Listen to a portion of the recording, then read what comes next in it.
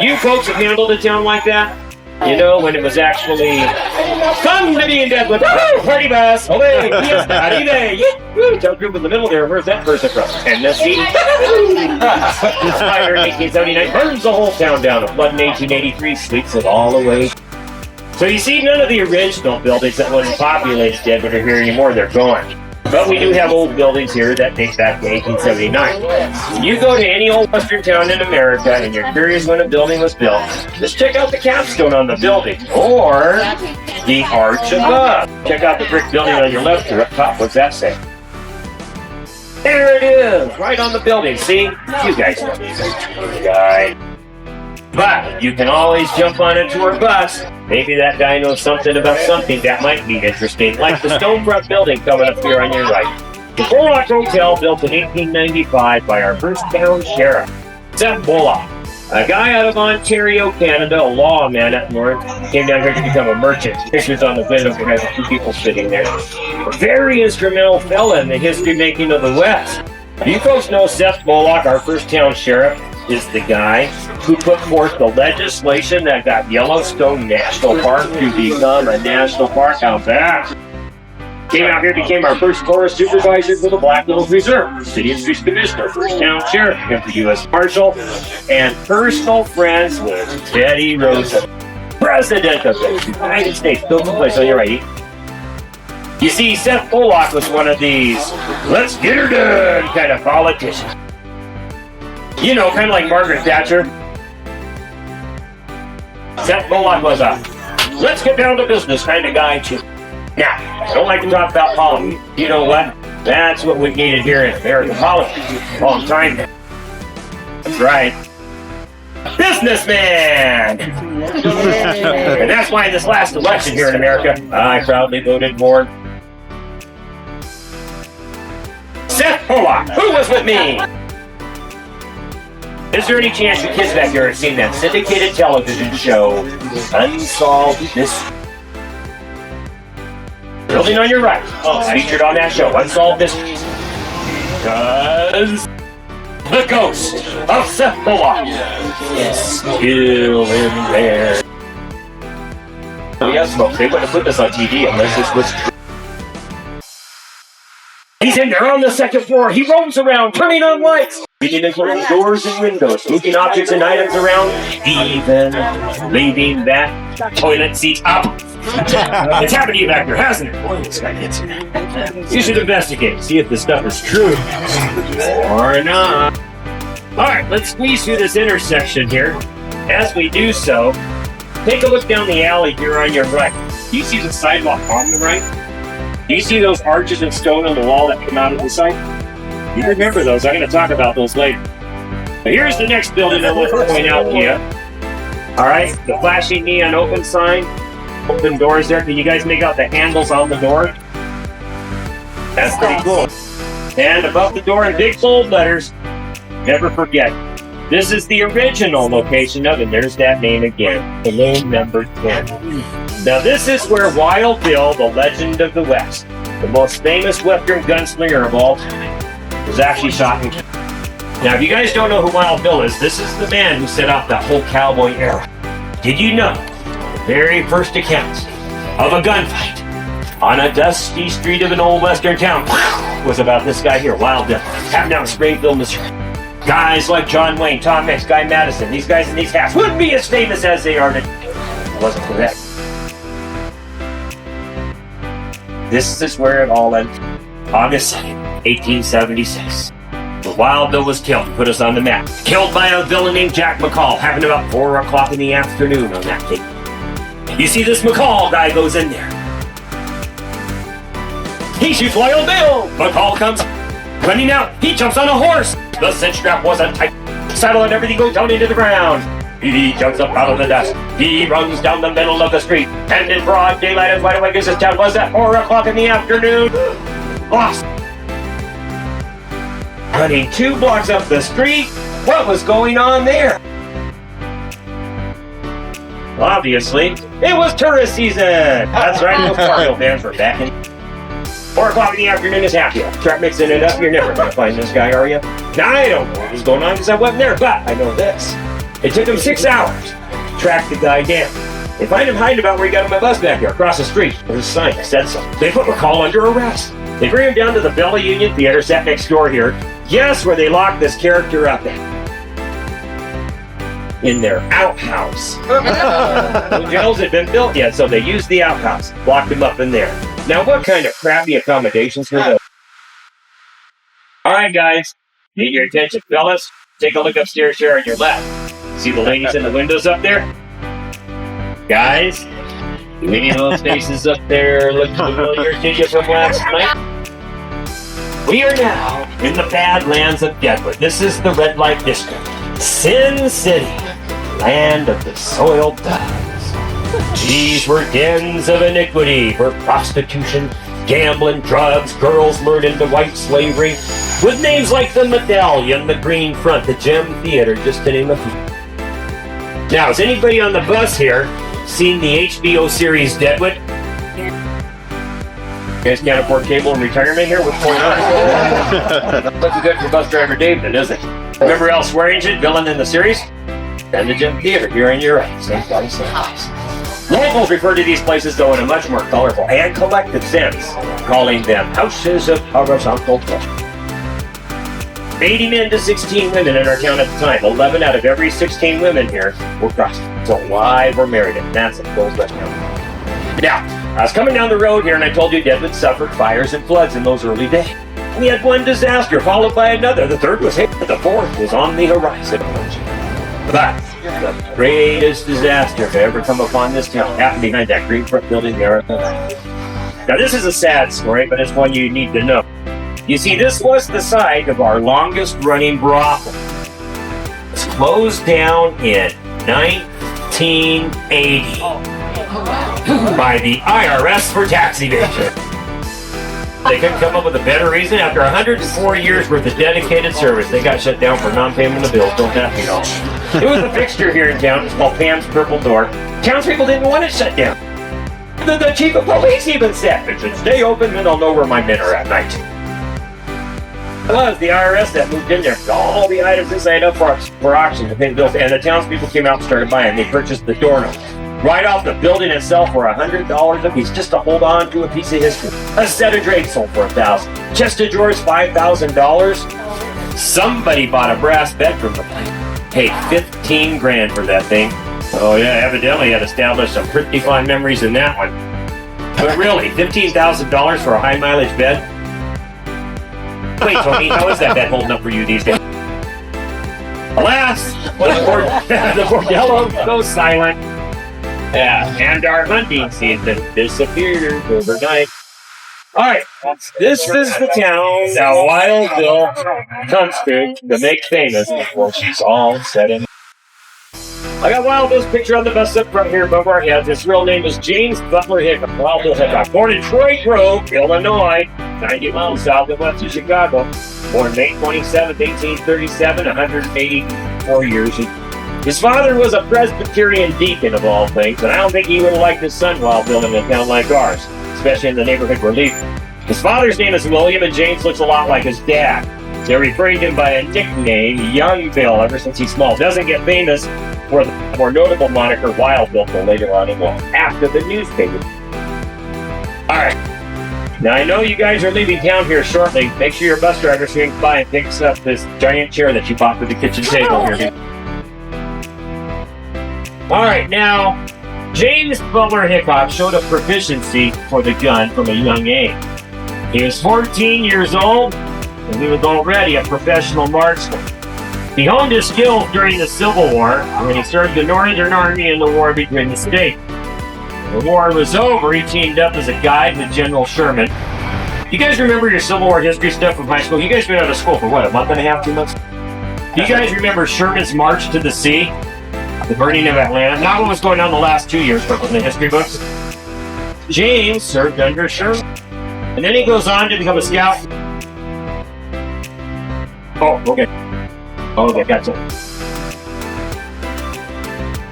Oh, great. I was going to try to scoot around him, and then those cars came around the corner there. Alright. Now, arms and elbows in. Have a white beard here.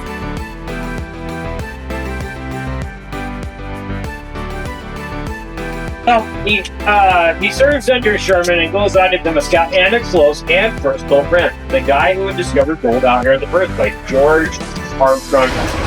Suddenly, small world after all. You look at his picture up front here, Wild Bill's actually a rather tall fella, over 6 feet tall. He's got long, flowing, dark blonde hair, handlebar mustache, pretty good looking guy. He's a little like Kevin Costner. I mean, the next 2-year-old. Now, you guys know that I get royalties every time I say Kevin. His guns are baby Colts, silver plated in there, correct? He carries his guns in a sash round about his waist, high up on the hips, handles facing forward. The Wild Bill didn't carry his guns down near the holster like you think a cowboy or guns there in the old West might. When you look at the picture up front here, look closely, and you'll see his guns on his person, tucked up home. Very different than you would have first suspected, very unique as well. Looking out your right window, you can see Wild Bill, the man. Wild sits there day and night. Rain or shine, don't matter. He kind of keeps silent vigil over our little town. Year after year, day after day. Just sitting there kind of watching out for Elvis. You know that guy who did that Crazy Horse Monument? That's that. The town of Deadwood got started in January of 1876. 3 wagons and 26 people. They called it the Williams Bryant Party. John J. Williams, Frank Bryant. They scouted the area out in November of 1875. They arrived here in January the following year. They greeted the dead trees and branches, fires and floods that had ravaged the area throughout so many eons past. So this is where we get the name that we're stuck with today. But they get here and see if they call it like it is. Deadwood Gold. They were scouting the area out. They discovered gold. Turns out to be the largest placer mining discovery of gold in the world. Now, placer mining is where you take gold out of a stream. You get gold out of a mountain, that's hard rock mining, that's something different. Alright, where are those streams today? Well, guess what? You are on top of them. There are 3 streams that converge at the head of Deadwood here. And they run through an aqueduct that runs right underneath the 4-day highway. Now remember, I told you Deadwood had suffered those fires and floods in the early days? Well, we came back and rebuilt each and every time from those disasters, building right on top of the old things that were there before. And over time, the town of Deadwood gradually rises in elevation. We now sit 10 feet above flood stage. Fires are hidden underneath us waiting for excavation. Remember where I showed you those arches that are coming out of that sidewalk back there? Those are actually the top of 10-foot windows that were on our original buildings back in the day. As he's gone into that building back here where Wild Bill was actually shot and killed, you see, people go in there and they go, I want to see where this man met his end. And then they want to take it downstairs. People scratch their heads and they go, that turbo driver never told me Wild Bill was killed in your basement. Well, he wasn't. Everything just had a lot lower than you see it here today. Now, word of gold got out by June 1876. After starting off with 3 wagons and 26 people in January, by June 1876, 10,000 people now crowded into the Gulf. And by August, the population is up. And with the influx of all these people here in the early days, we have a murder, hanging, or a suicide occurring here almost every day for those first 6 months. They're calling the cemetery here in town the Silent City. It's growing just as fast as our town goes back in the day. Have you guys been up to see Crazy Horse yet? No. Neither have I. They pay me by the hour. Let's do this now. Where's Zach Jokowski? That guy who did Crazy Horse also did the Busted Wild Bill right here on your left. Same fella. See, Wild Bill arrives to Deadwood in June of 1876. Everybody's flooding into town trying to get some gold. Wild Bill set up a camp right about this location. In 1952, we put the statue up to commemorate the fact. And it's been a popular item ever since. See how big that statue is there? It's actually been stolen away from us on no less than 3 separate... They keep bringing the thing back! I'm not so heavy to no, I pulled my back out like really bad that last time. Alright, the town of Deadwood, I told you, started off as a gold rush town. Are you folks familiar with the gold rushes that were happening way back then? You guys remember that gold rush out in California? 18... Give that man a gold stuff. 1849, shortly after that, they discovered silver in Nevada, the Comstock lode. The year was 1859, and then, just before the turn of the century, there was a mad rush north to Alaska. Hollywood made movies about it. That's right, they were actually singing ballads on the lake. Legends will be born out of this account, this rush to Alaska. This one was called...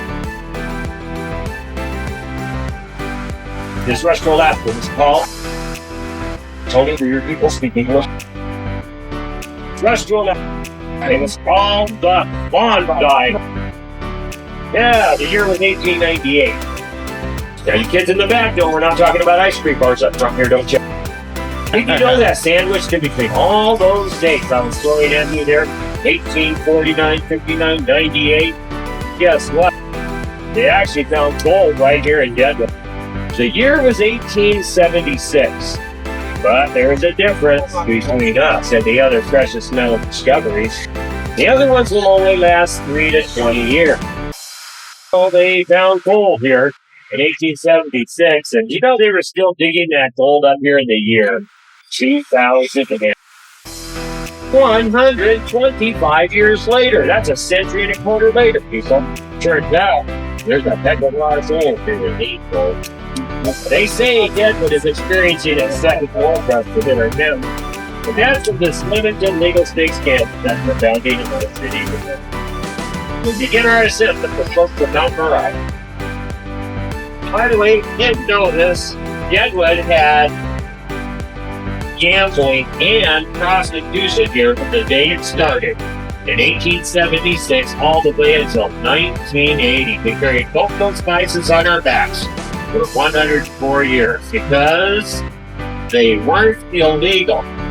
Yeah, they weren't really legal either. They were just there, and they accepted that as being part of the gold rush mining camp in Dallas.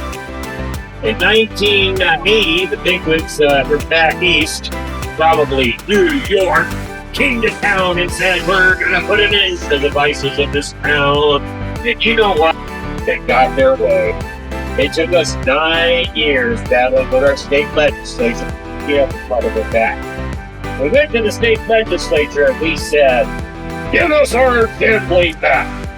State legislature looked at us and said, no way.